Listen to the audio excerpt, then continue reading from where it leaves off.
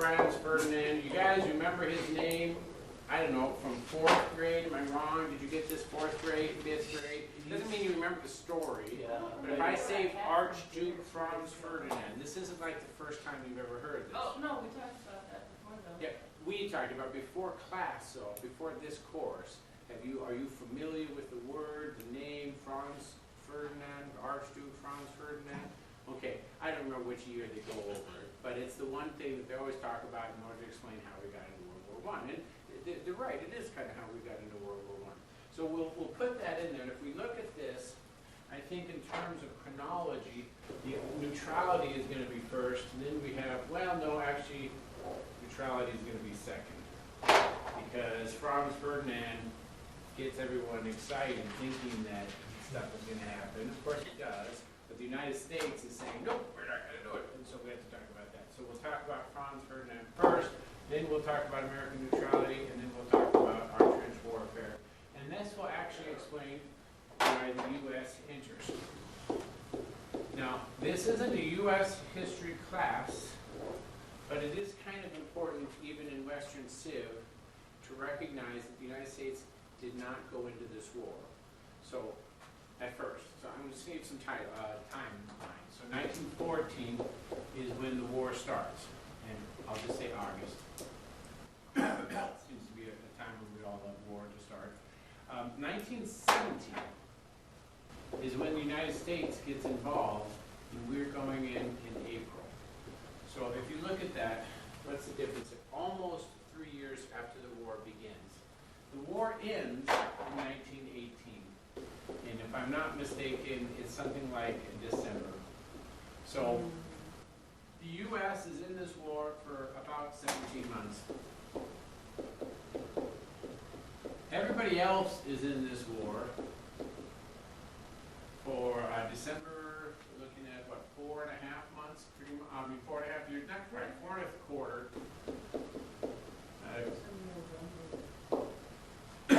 November, December, November. Okay, it's late 1918. So the questions that come up is why did we have the war at all? And I think we've talked enough about the causation that's going from the Romantic period to the nationalism to the imperialism, and then suddenly we're getting into the war. I think we get big pictures of war. But a secondary question, and this is going to be more important, I think, in World War II than it is in World War I, but you need to understand the theme behind this. Why did the U.S. not join in 1914? And then there's a second question that kind of follows right on to this. Why did U.S.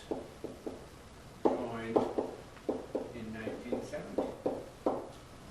And the reason why this is important is that it will explain after the war. And we're going to talk about after the war next class. We're going to talk about the Treaty of Versailles.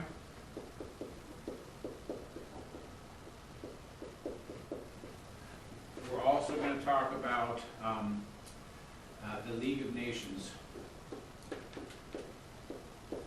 And both of these, specifically the League of Nations, is strongly caught up in the answer to these questions. This makes sense? Isn't the League of Nations like the start of the UN? It's a lot like the UN. It's a lot weaker than the UN. The UN has UN forces. So if someone clearly breaks global law, the global countries can say, you've broken the law, we're going to send UN forces to stop you. That's what the Korean War was about. The League of Nations doesn't have that authority. So the League of Nations didn't have a military. They didn't have standing forces. The best that they could do was to say, you broke global law, we're all going to ignore you. Oh, Not no. painfully You're not effective. invited to my birthday party. Pretty much, right? Okay, now, this is not be too That's too far. flippant, but really not that far. I mean, it's not, it is an idealism. And we talked about this, the last time we talked about it, and this is actually a complex concept, but there is a difference between ideology, right, doing things because it's ideological, and pragmatism. And we were talking about this last class. Do you guys remember what the difference is between these? So, I hope I didn't mix it up. So, pragmatism is like you would give two sides of the coin a try and see what one works. What is that? Right? More like, pragmatism is more like a reality check versus ideology is like, oh, this would be like good in a perfect world. Okay. but I think you guys are both right. It's just getting the words down. So when you're saying both sides, what you're really saying is that it doesn't really matter why it works as long as it does work. And so I might pull from the left, I might pull from the right, I'm going to pull from whatever is going to work. And so it's the end justifies the means. As long as the end, in other words, the consequence, as long as I can get it to be done, it doesn't really matter how I get there. So it's both you guys are right. It's a vocabulary. The best way to think of this is that it is whatever works. I mean, that is a very simple way of defining it. Whatever works. If I'm being a nice guy, right, and there's a little kid, I'm hungry, and the little kid has a ice cream bar that hasn't been opened, because if it's been opened, it's disgusting. But let's pretend it hasn't been opened, so it's not. It's in this case. He's walking down the street, happily holding onto it. I'm hungry. I want the ice cream bar. If I'm an ideologue, I might be what we use the word romantic. I would say, okay, even though I'm starving, I'm not going to steal ice cream from a little kid. I mean, you can't get any more sleazy and mean girl than that. Even though I can, I'm not going to, because it's naughty. It's a little kid. You know, you don't take some little kids. I might ask him, can I have a bite of your ice cream? Although the creep factor is pretty high. I'm not going. There's certain things I don't do because it's not right. Just don't offer an ice cream. It's kind of a romantic view, because let's say you really are starving, like that ice cream is between you and death. You still might not say, I'm not going to steal it from the kid. I might ask him, I might tell him, I am literally starving, kid. Will you give me that ice cream so I don't die? And if he gives it to you, then you did it right? But I'm not going to steal it, because there's certain things that you don't do. Rules. That is ideological. Pragmatism says, I'm hungry, I'm going to take it. I'm bigger, he's smaller, I don't care. Boom, I got it. So ideology is more like having moral values versus... That is the way to look at it, yes. It's hard, though, because we're talking about nations, right? So nations isn't just one person. Even though we may talk about a king or a dictator, it's never just one person. Kind of like It's having country. moral values. Having moral value, having standards. Now, the thing is that we look at this in a political way. The way that we say morals is a little bit simple. If we just say ideology, it usually reflects rule of law. So And that's what you mean by morals, laws. We have rules that we don't violate. You go ahead. Pragmatic's like whatever, not whatever works. Did I really lose that? Oh, I had it. It was It is whatever whatever works. benefits me Kind of. and only me. Rule of might. I'm a big guy, a little kid is a small kid. I can steal candy from a baby. No problem, right?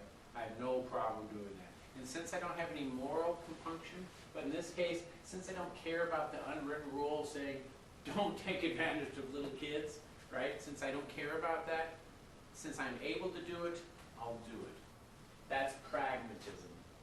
And there's a difference here. The United States has been and will continue to be far more ideological. Even today, when you've got so many people complaining about American foreign policy, the irony of it is, why are they complaining? They're complaining because we still are concerned about the morality of foreign policy. It's an outgrowth of our American ideology, kind of we refer to it as kind of romanticism. We look at the romantic era after the Napoleonic wars, and the United States isn't European, but a lot of that kind of reaction to the war is still strong in us. The difference is that we also had the revolution, American Revolution, before the French Revolution. So we had the ideology first, you could say. We did it first. So it's one of the reasons why we're so strongly entrenched on this. One picture that I use with the rule of law is this belief that all men are created equal. They're endowed by their creator with certain unalienable rights. Among these, life, liberty, pursuit, happiness. That's supposed to look like a person. That's like a failed person. So it's because, yeah, it's just getting worse. Okay. Here's my person. It's a stick figure, right? Boom. There we go. There's a stick figure. Okay. Life, liberty, pursuit, happiness. Just cover up. We hold these truths to be self-evident that all men are created equal. They're endowed by their creator with certain unalienable rights. Among these, life, liberty, pursuit of happiness. Where does this come from? Well, Not the Constitution. no, the Declaration of Declaration. Independence. Wow. So that's our mission statement. So we are heavily invested in the ideology. Europe, even though this idea of life, liberty, pursuit of happiness comes from England, comes from John Locke, for the most part, Europe is not ideological, not after 1848. They started off romantic, remember, but then that nationalism made them much more pragmatic, and under imperialism, they're very pragmatic. And so even though at home, London and England may be thinking about wanting to have people have votes, and they do a little bit better, when they're in terms of foreign policy, very pragmatic. Let us remember Franz Ferdinand, our friend Franz. Okay, so Germany, remember, united 1871. Austria kind of came in after. Italy, okay. And then we have France here. Little Switzerland in the middle. We've got Belgium here. We're going to have the Netherlands up here. Dutch is the way we'll refer to them, right? And you have Denmark. This is a terrible, it's not to scale. We have England here, Spain here, Ireland here, because I like Ireland. Heck yeah. Exactly. And then we have Greece here. And then on this side, there's this big Black Sea over here. And so this is Turkey, the Ottoman Empire. It comes around here. And then North Africa pops up like this. And then there's here. We go here, there's Saudi Arabia, Persian Gulf. Okay. So you just make sure you understand this is lake water. Right? There is parts of Greece here, Ireland here, Sicily here, Ireland here, islands all over the place. Okay. So there's stuff here. I've made Italy huge, but that's okay. You'll get the point. Okay. There is a Nile here. There is Mesopotamia. Okay. So Russia is over here. Now, there are, and I use different, just a bunch of little countries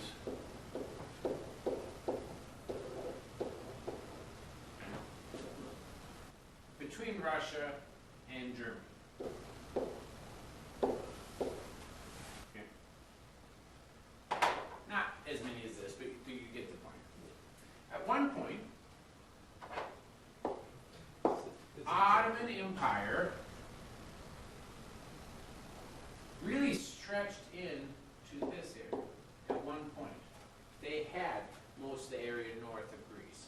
At one point, they were pushing right up to Austria.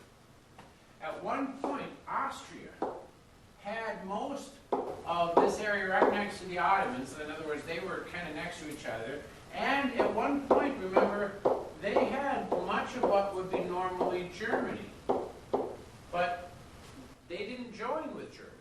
Germany, their old name, do you remember what their old name was? Prussia.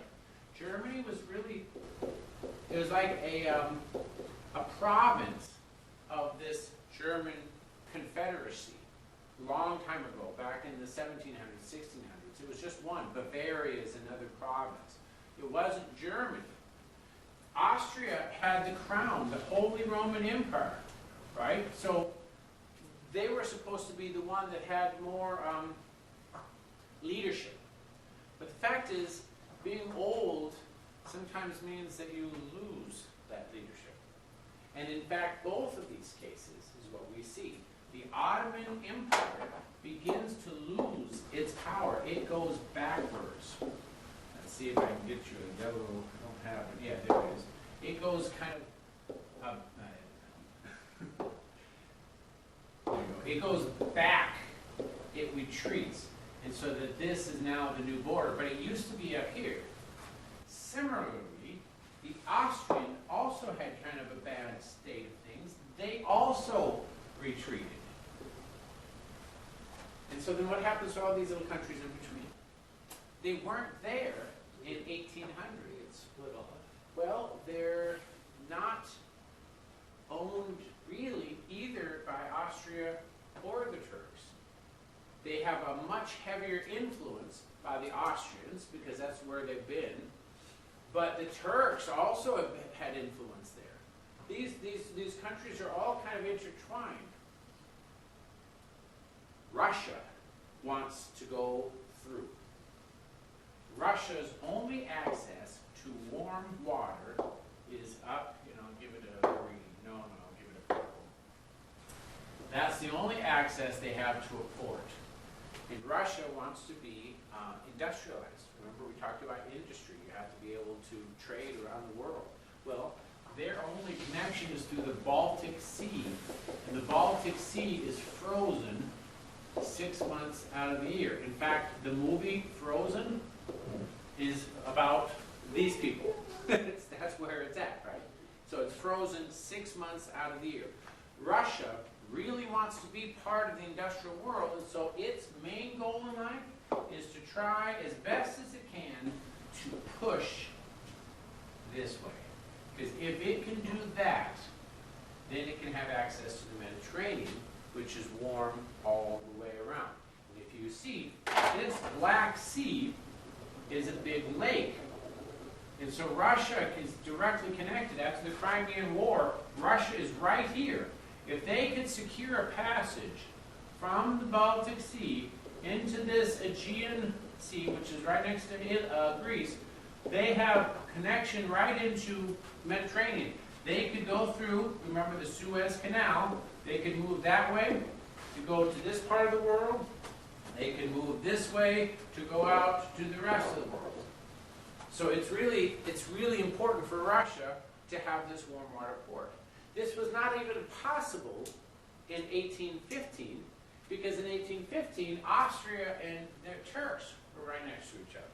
So the fact that both of these older empires got weaker and kind of withdrew, this gives Russia some hope that if they can, they could be able to push through. This makes sense? Now, we are in the age of empires. And the age of empires is basically colonization with industry. And so it really matters that you go to the world and you're trading around the world. And that's why Russia is wanting to do this. Okay. Let me make sure that this comes up, and I'll give you a much prettier picture. This is the map. This is a lot prettier map than that one. This one, it actually makes sense. Here's our Italy. There's the boot. See, I always try to make it look like a boot. That one was a failed boot. So here's Italy. This is France, right? Here's Spain. This is North Africa. This is Greece, right? Lots of little islands. This is the Ottoman Empire. Here, this big thing here is the lake that I talked about, the Black Sea, right? It's huge, right? It's kind of like our Great Lake, so you can't see on the other side. It's a great big, and you can see how there is a land now. You can come in from water. If you're Russia here, you could get in your ships and you could go here. If you weren't having to be blocked by the Ottomans or the Austrians. When the Austrian-Hungarian Empire pulled back, it leaves Albania, Montenegro, Serbia, Bulgaria, Romania. I'm not going to have you memorize all these guys. Just keep in mind that there's a bunch of them that are exposed. Similarly, the Ottomans cannot push back. They have a little bit on this side, but for the most part, they're back, and so that's what's exposed. This is where Russia wants to go. They want to go and get a warm water port. But they're not the only people in this conflict. What's happening to the rest? Here's Germany. Remember, Germany wasn't, and here I have it bigger, but it was just Prussia that's combined all the connected areas. Austria-Hungarian Empire physically is larger, but it's actually a weaker empire. It's beginning to fade. It's beginning to kind of fall apart. And so technically it's got lots of territory, but it's weak. Russia is huge, right? And Russia thinks it's really strong because Napoleon goes into Russia with 600,000 people and comes out with 40,000. So Russia takes the credit for that. You know and I know it wasn't Russia that killed Napoleon. It was the fact that there was no supplies, they froze to death, right? But nevertheless, they think that they're a big player. At the end of the Napoleonic Wars, England had taken over France and then restored the French king. And so from this point on, England and France are kind of allies, right? England is spending most of its attention looking around the world. France is mainly focusing on the continent, but they are in agreement. The only other group that really wasn't part of the post-Napoleonic War is Germany, because it didn't exist in 1815. Italy didn't exist in 1815. So when nationalism starts creating one country and another country, that balance of power is offset. Germany wants an excuse to redress the balance of power. That word, redress, you don't use it very often. Redress. If you think about it as in like I'm getting clothes on, what it really means is to change the situation. Redress the balance of power. To redress the balance of power. What that means is that they don't want France and England to have the final say over the order in Europe. Germany wants to be the dominant power. Germany isn't concerned about what England does in England, but in the mainland, Germany wants to be the dominant power. Who doesn't want Germany to be the dominant power? Well, England and France, right? Well, Austria doesn't, but remember, they're still brothers. Even though Austria doesn't join it, the only reason why Austria doesn't join Germany is that it's... Yeah, they should be. But they all speak German. All of them, Germany and Austria, they all speak German. They have the same culture. So they're kind of like brothers. The thing is that this is the elder brother. They're resenting the fact that Germany is united, but they're not going to go against them. And Germany treats Austria the same way. You're the elder brother. You're weak. You're frail. You're weak, but you're still us. And so these guys are still combined, but they're just not politically united. Does that make sense? Okay. What about Ottoman Empire? Who has been their biggest enemy for the longest time? Yeah, no, Austria, for the longest time. But are they the biggest enemy now in 1890s? No, because Austria is weak. They're the elder guys. So the reason why we have these guys is because Austria pulled back and Ottoman pulled back. So yeah, Russia is their biggest enemy. It used to be for the longest time, Ottomans and the Austrians were fighting. But that's in the 1500s and the 1600s and the 1700s. By the time we get into the late 1800s and early 1900s, Ottoman is far more concerned with Russia. In fact, your Crimean War is really about this area. And after the Crimean War, most of these little places kind of got independence. And that's what helped this area. Russia came out on a good side of the Crimean War because it meant that they were more able to start manipulating politically, not necessarily military, they're not going to invade, but trying to encourage these people to be less loyal to Austria and more loyal to Russia.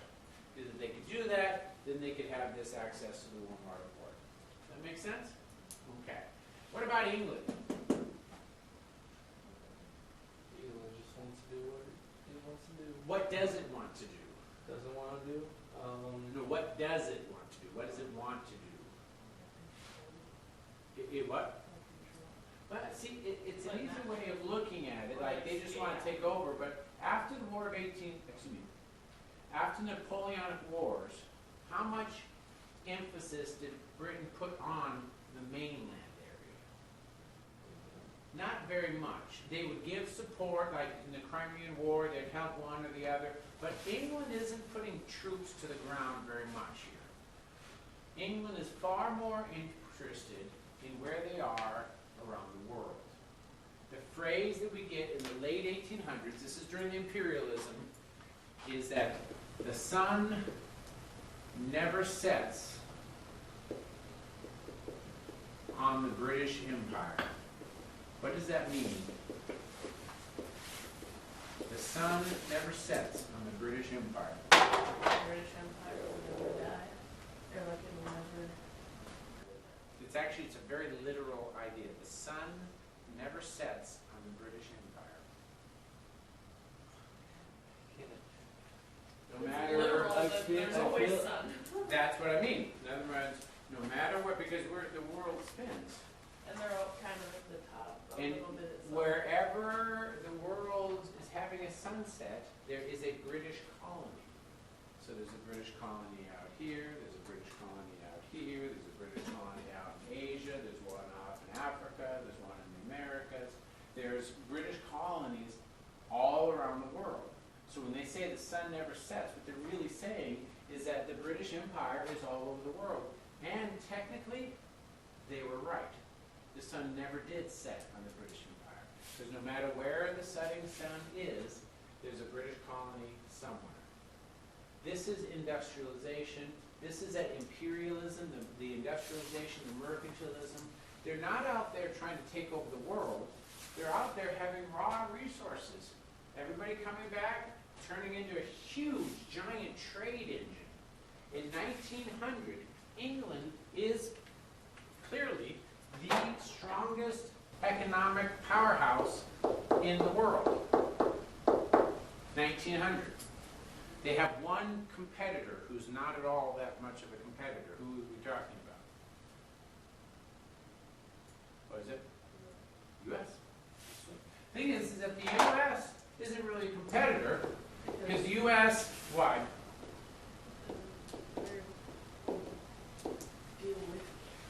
We have no empire. Why don't we have an empire? We don't want one. We don't want one. It's a very big thing. We don't do empires, right? The whole life, liberty, pursuit of happiness, our very reason to create our country was based on the idea that England shouldn't have had an empire over us. So we're big on the empire. Nevertheless, because we are so big on our continent and we have access from the Pacific coast to the Atlantic coast, we are still having a trade network all over the world.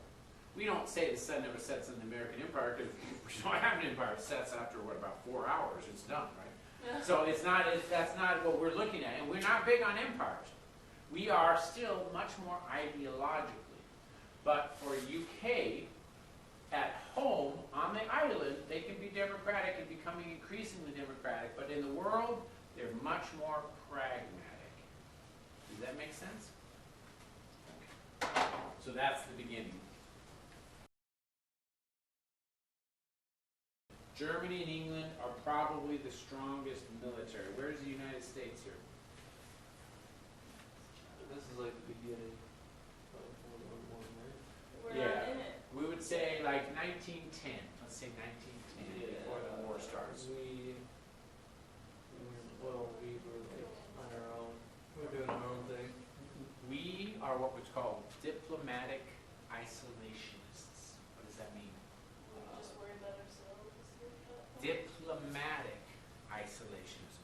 weren't economic, and I'll go ahead and put this up here just to make sure. Isolationism, you can understand this, right? To isolate yourself means that you're not connected. But are we, and this is the U.S., are we culturally isolated? No. We have immigrants coming in from all over the place.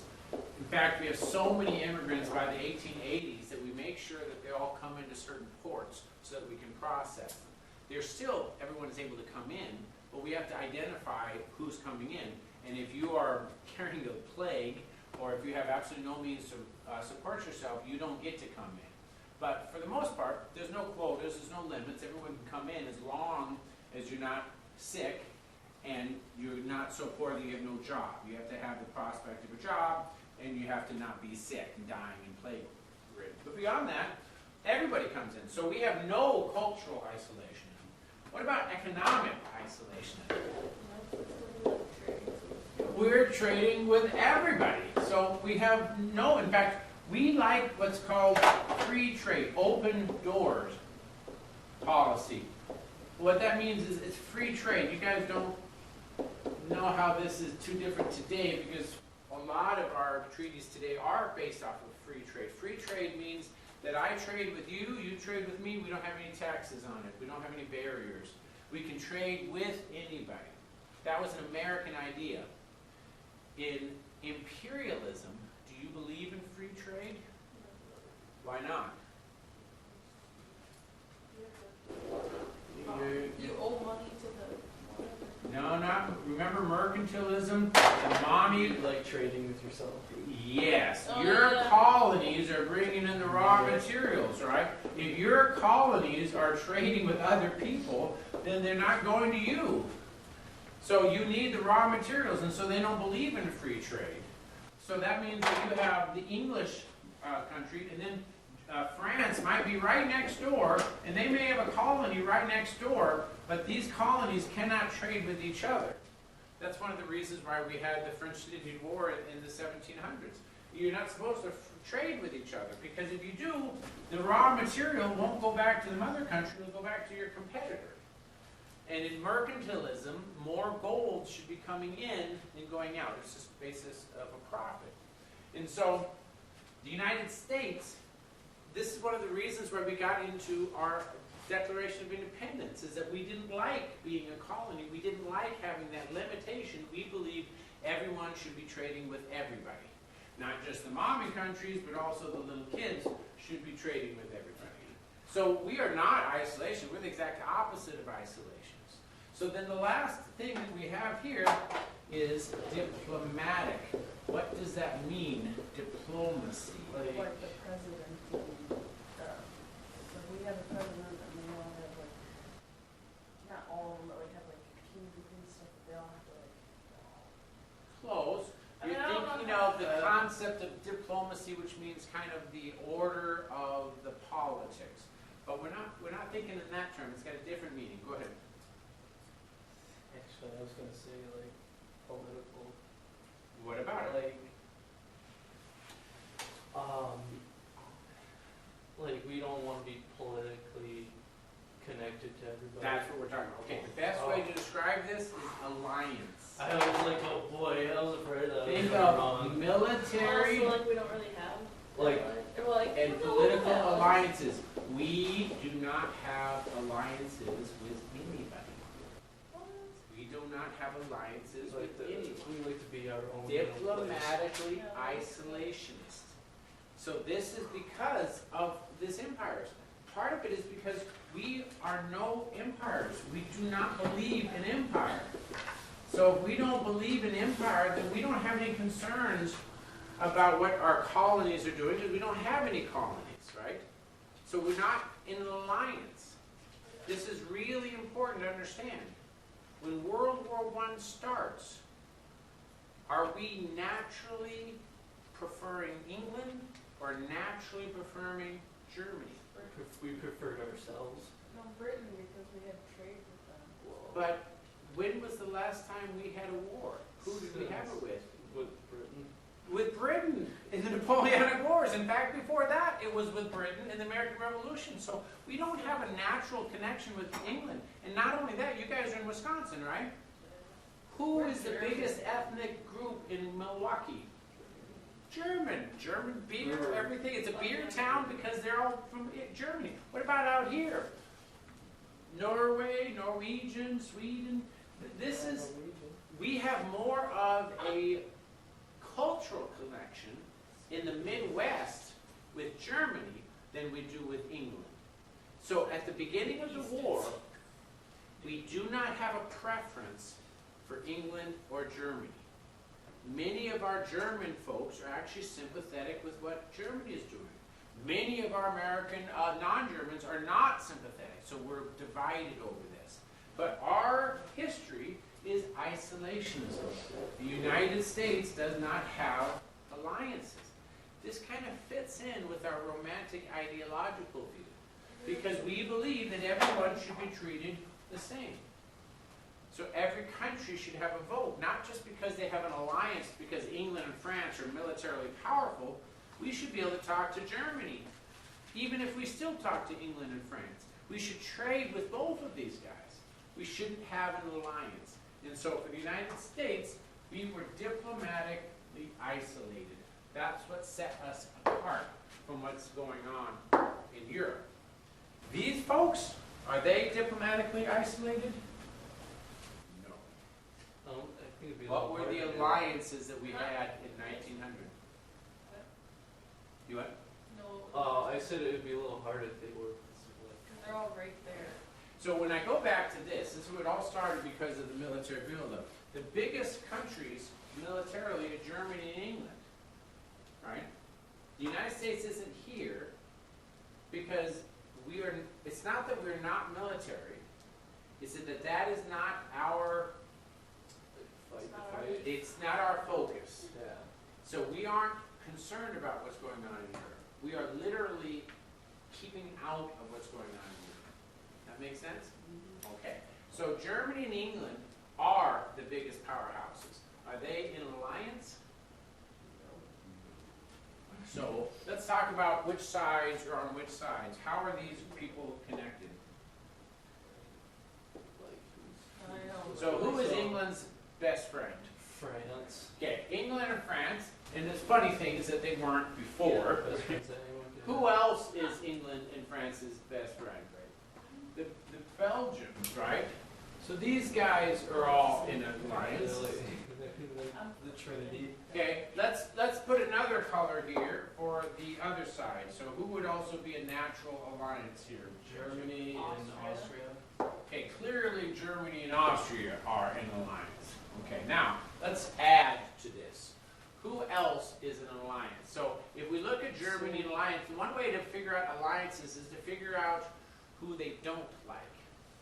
Well, Russia, I would say would be. I don't think They don't like Russia. No, Germany and Austria does not Russia like on its own side. No, not yet. We'll talk about this. Who also doesn't like Russia? The Ottomans don't like the Russians. And so who are going to be connected So here? Ottoman and Germany, Austria, and the Ottomans. Okay? They're going to be in agreement. So they're on the same side. What about Italy? Italy. I think that joins Russia. Italy is actually going to still be on Or not their Russia. side. I saw Prussia and I was like, But Russia. let me tell you, they're going to not join in the war. Yeah. So they will be in agreement with Germany and Austria and the Ottomans because they're this group, because they don't want Russia to come in here. But when the war starts, they're not going to get involved. They're going to be Germany neutral. destroyed an Italian ship in the war. Yeah, because they didn't get into the war. They chose not to, right? They I chose not to. know. But, and Germany's very upset about this, so is Austria upset about this, because up until the very evening of the war, Italy said, yeah, we got your back. And then they said they're going to be neutral. Okay. Now, what about Russia? Where is Russia? Russia's. Off in its own little world. Russia. I mean, Russia's part of the Allies, but like. They are on the English side. And why would they be on the English Because side? they don't like the Because they don't. Ottomans. Because they don't like Ottoman. Well, they certainly don't like the Ottoman and the Austrians, so that's clear. But why would they support the English and the French? Because then if, like, they win, he can just... Well, you got to look at this as a picture. So I drew this out here. Because then they can get them from both sides. They can get it from both sides. This isn't ideology. In terms of our constitutionalism, England and France are constitutional systems. These guys are constitutional. What about Russia? Is Russia constitutional? No. Russia has a czar. They're basically a dictatorship. But we're not looking at this ideologically. This is an example of pragmatism. You do what works. They don't care that Russia is ruled by a czar.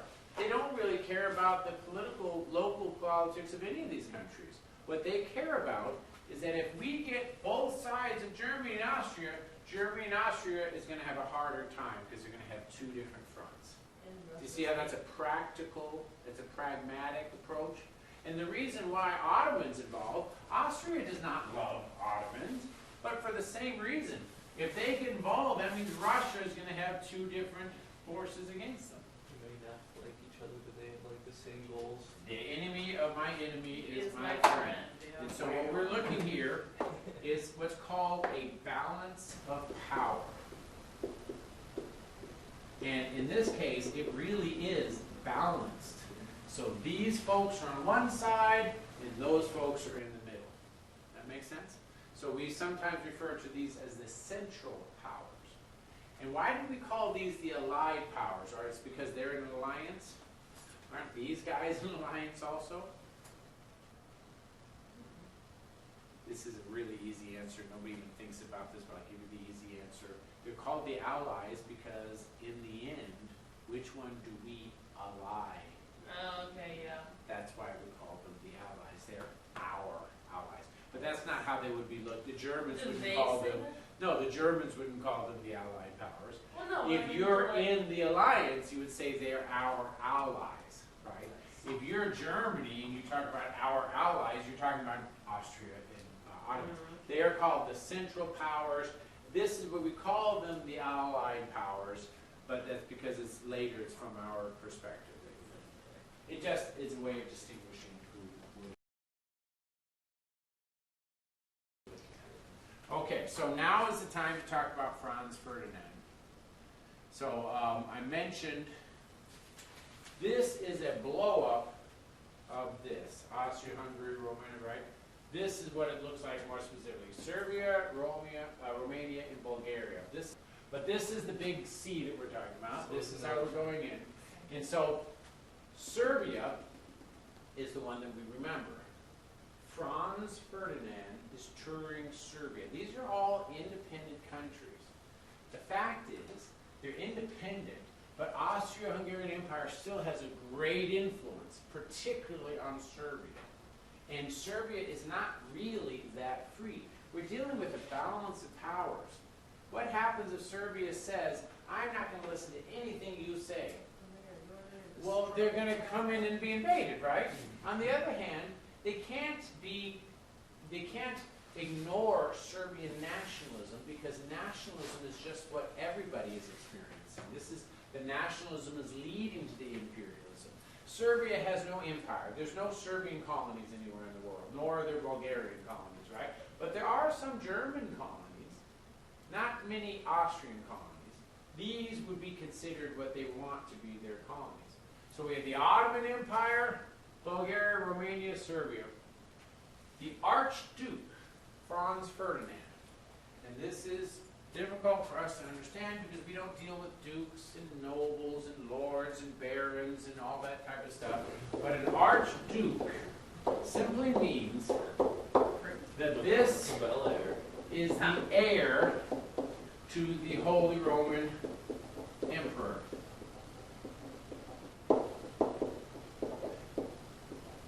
In plain language, this guy is the prince, right? And Austria, the Austria-Hungarian Empire, is crowned emperor. So this archduke is going to be the next emperor. So he's not living in Serbia. He's just touring. He lives here, just like his dad, the emperor. So, and we're not talking about a kid, he's like 50 years old. So the Archduke Franz Ferdinand is touring through Serbia, and he's doing this just to make sure Serbia doesn't feel like it's too independent. Who wants Serbia to be independent? Russia. Russia. Russia wants Serbia to be independent, Romania to be independent, Bulgaria independent, and he really wants this part of the Ottoman Empire to break away from the Ottoman. And today it is. This is where Macedonia is, Greece goes in here. All these places are no longer Ottoman. But Russia wants to surge nationalism here, because if these guys become nationalistic, if the Macedonians think about Macedon first, then they won't be allied to the Austrians, and they won't be allied to the Ottomans. At this point, Russia has to go through the Ottoman Empire to get out, and the Ottomans aren't going to let them. Ottomans hate the Russians. So this is their goal. Just going to tiptoe through Romania, Bulgaria, and Serbia. So, well, they want the Navy. It's got to be the Navy. The Navy is the power. So their goal is to get Serbian national. So here, this is the setup. Franz Ferdinand is in a car. This is 1914. You know, he's a royalty. He's in Serbia. He's touring through there, and one of these Serbian nationalists kills the Archduke. So who gets blamed when a Serbian nationalist kills Russia? Because Russia's been supporting nationalism. Now, did Russia order this assassination? No. There's absolutely no connection.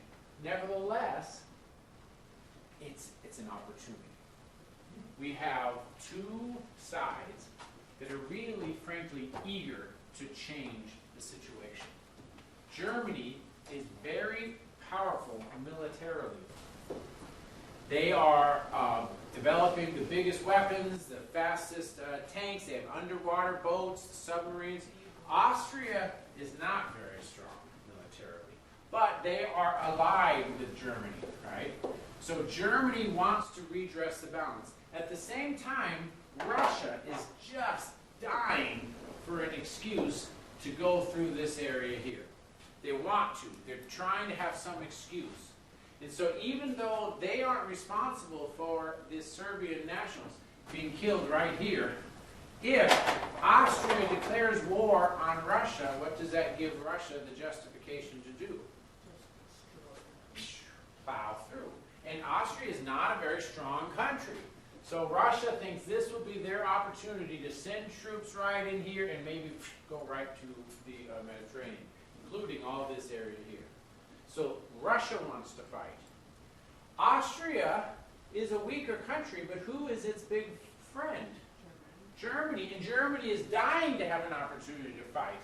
But Germany doesn't really care about this side. Where is Germany looking at? This side. And so what they say is that if we supply the Austrians, Austria can go and fight Russia, the Ottomans can go and fight Russia, we will go through and take over France. And their big friend, because France isn't very strong, is the English. But the English are off all by themselves. They're concerned about the world. They're concerned about empire. And they will take a long time to help. This is the eve of the war. If Germany, just out of the blue, says, I'm going to attack France, this would be like breaking the rule.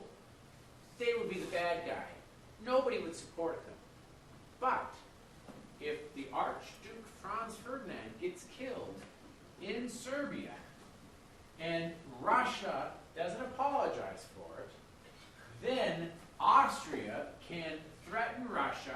Russia can threaten Austria, and because Germany is connected with them, Germany can use this to threaten Russia's ally. And who is Russia's ally? France and England. Do you see how this is a big thing? At the eve of the war, nobody wants to not fight. You understand this? At the eve of the war, they all think this is going to take 6 weeks. Because they all have a very inflated sense of their own power. Russia thinks that it's huge. They defeated Napoleon, right? So no one can stop the Russians. The English, He defeated himself. the English has the sun never sets on the British Empire, so they really do have the strongest military. But at the same time, Germany has been building up this amazing technological weapon. So they think that nobody really appreciates their strength. They think that they can go through and plow through France before England even gets there. Everybody thinks this war will be done in 6 weeks. When Franz Ferdinand is shot, the United States gets involved, not as a military power. Remember, these guys are all pragmatic. The United States is ideological. So the United States sends notes to all the people involved. Sends a notes to the Russians, the Ottomans, to the Austrians, and say, you don't have to fight.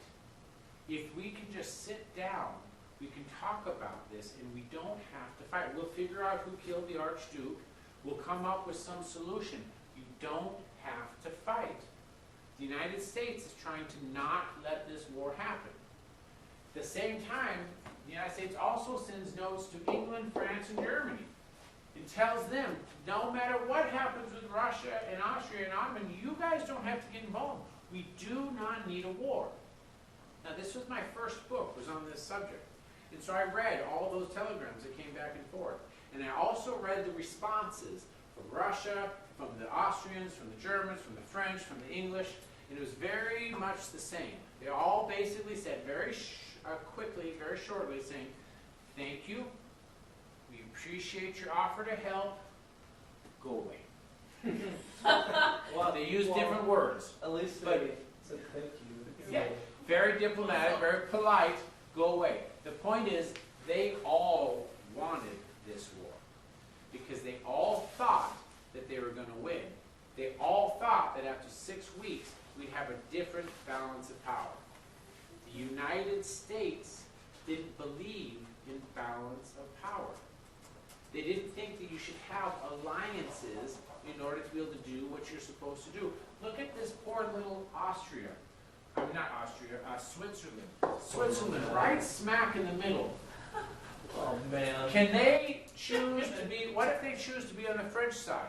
Well, Because half of their population speaks French. Then the Germans are going to attack them. What if they choose to be on the German side?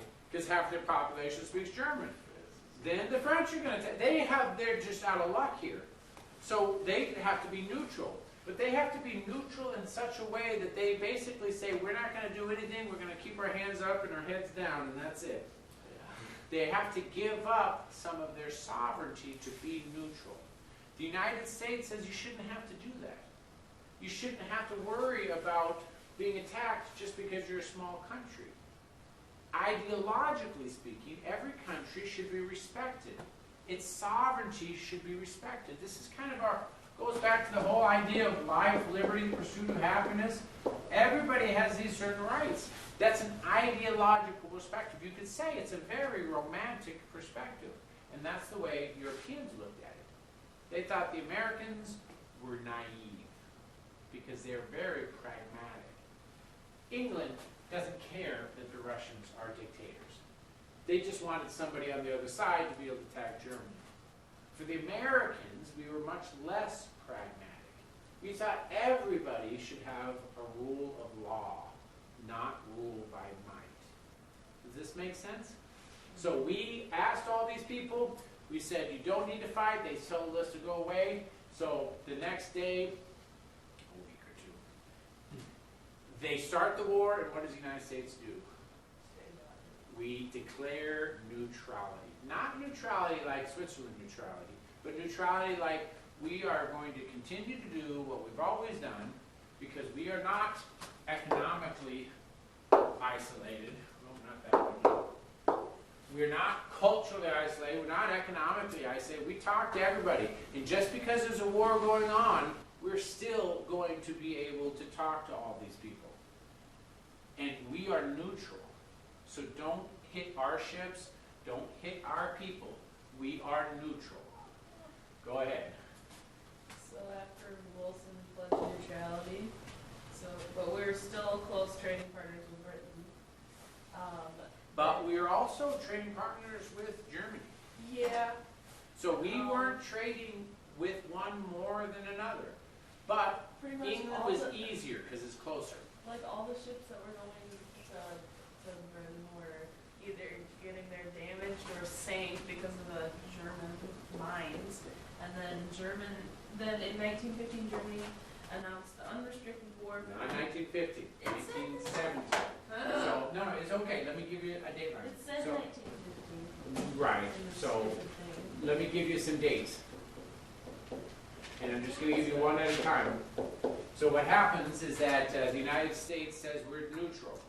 Now, of these two countries, England or Germany, which one is more, has a bigger navy? Which one is involved with more global trade? I'd say UK. Clearly the UK. It's an empire, the sun never sets, right? So in terms of that reason alone, who are we more likely to trade with? England, okay? So, but that doesn't mean that we don't trade with Germany, because we do. And a lot of it because of Milwaukee, because of Iowa, because of the Midwest, very strong German. But Germany does not have a large naval trade. It just doesn't. So in terms of proportion, we're going to trade with England way more.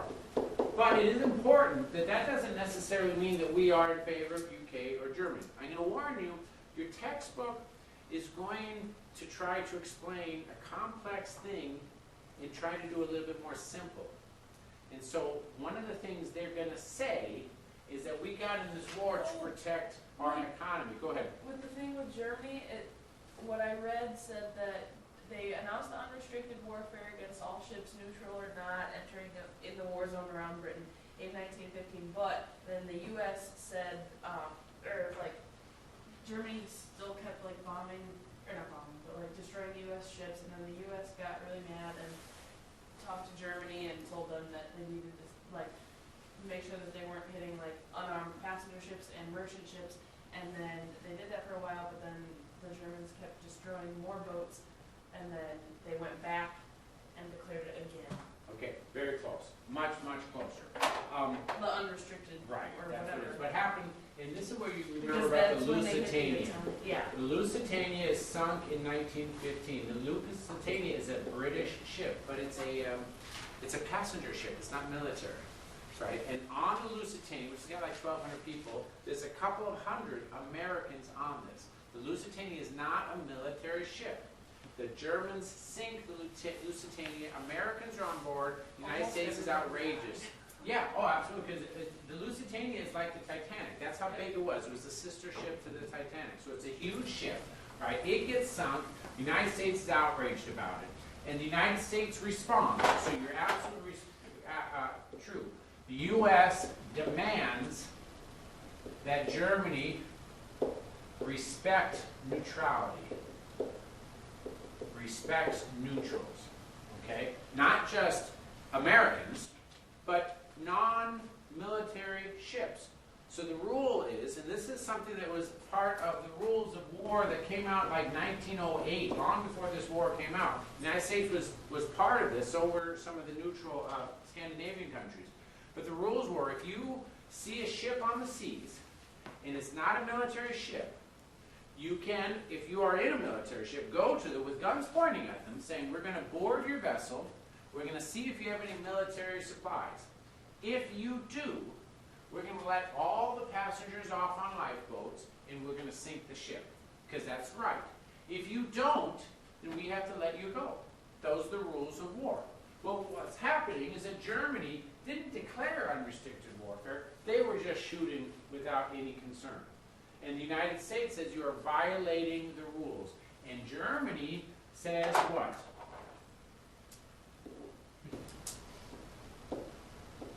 Okay. They're like, okay. Yeah, And they and this is sink important. the Italian ship. This is important. Oh, no. See, this is where the textbook doesn't have the ability to really explain this. We're not talking one ship. Lusitania is one famous ship. We're talking dozens and dozens and dozens of ships each month. So we're dealing with hundreds of ships. So when Germany says okay, they do stop. They try to fulfill this promise. The problem is, and this is where Jordan's going to get in here, and he's not going to have too much time here, but he's going to tell me a little bit about trench warfare. Trench warfare was not planned. Nobody decided on trench warfare, right? Tell me what trench warfare is. Well, it's a tactic. Basically, it's a fighting tactic where you dig up ground, and then you just sitting there, and You're sitting duck. well, kind of, you just sit there and on your side, and the other guys are going to sit on the other side. And if you pop your head, you got a guy shooting at your head. And Okay. What's hard for us to understand is the distance. yeah, Assume that this is UW Richland's campus. fire Okay. at somebody. Oh yeah. And this is the high school. No. And this is the soccer field. That is how far away it is. That's the distance. That's literally the distance. Okay? Nobody planned on this. This doesn't fall under 6 weeks of war. No. This is what happened when you realize that both sides are equal. Germany wanted to go through Belgium into France, but they got stuck in Belgium. And the English, the Germans didn't expect this, but the English came across the channel super fast, and the English and the French were able to support the Belgians all on the one side, and the Germans were stuck, and they couldn't get past. And so they fell into these trench warfare. Now the rule here, militarily, is if you are an aggressor, if you are offense, you need to have a 3-to-1 ratio off of defense if you're going to win. The defender always has an advantage because all he has to do is stand here and pick off the people that are running towards him. If you are attacking, you have to have at least 3 times as many if you're going to overwhelm them. The problem is that they're equal. They're basically the same on either side. And so instead of having a 6-week war, we were having battles that used to be battles. If you remember Gettysburg, that was like a 3-day battle. These battles are lasting 9 months, and the bodies are literally piling up. And so the solution for the Germans is to cut off supplies using the submarines. And even though we had said that they would not be fighting, they agreed to this in 1915, by the time they get to 1916 and 17, the rules of war are killing them. Because their submarine has no defenses. It's supposed to be secret. You're supposed to blow that ship out of the water because you don't see it. That's why it's underwater. If you go up to that ship, you pop up and say, hey, are you a military ship? And the guy says, yeah. Boom. You've lost that German submarine. And the Germans are losing hundreds of submarines as a result. By the time they get to 1917, it's clear. They either do unrestricted submarine warfare or they give up. They're going to lose. And so that's what they did. But by declaring unrestricted submarine warfare in 1917, that meant that they are not respecting American neutrality, and so who goes into the war? The United States. One of the U-boats sank, and right after they broke diplomatic relations. Hundreds of ships. They sank the Houston. Yeah, hundreds of ships were sunk. And so the United States said We this got is an permission active to get war. into that war really fast. Oh, because Like, we got basically, not only that, we also have what was called the Zimmermann telegram. We didn't talk about this, but the Zimmermann telegram was Germany sending Mexico a note saying, hey, why don't you attack the United States? That way they won't be, they'll be distracted. This is the same kind of, pragmatism that anyone looks at. And if you do that, we'll give you back to Texas. As if Mexico had any possibility of distracting the United States. They didn't. But Germany was doing anything. When we uncover both the unrestricted warfare and the Zimmermann telegram, our solution is we are at war. Whether we declare war or not, we are at war because they are attacking us. And so we are going to recognize that a state of war exists. And that's how the United States gets involved.